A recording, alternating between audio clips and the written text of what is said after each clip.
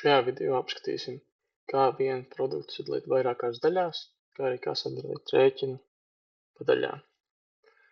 Šajā piemērā ņemsim, ka 3 draugi ir atnākuši uz restorānu, paņēmuši vienu lielo picu un tagad vēlas maksāt atsevišķi. Lai to izdarītu, atlasam produktu un spiežam dalīšanas zīmi. Šeit varam ierakstīt, ka to dalīsim 3 daļās, izvēlēties jau doto opciju. Kā redzat, produkts ir sadalīts 3 daļās. Tad katrs draugs varētu atsevišķi par to maksāt.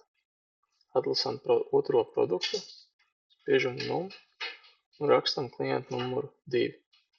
Izvēlamies nākamo produktu un rakstam klientu numuru 3. Tagad mums ir 3 klienti fiksēti. Spiežam rēķina dalīšana un izvēlamies, kurš klients par to maksās. Piemēram, klients 1. Un tad mums atsevišķs rēķins atverās ar 3. daļu no šī produkta.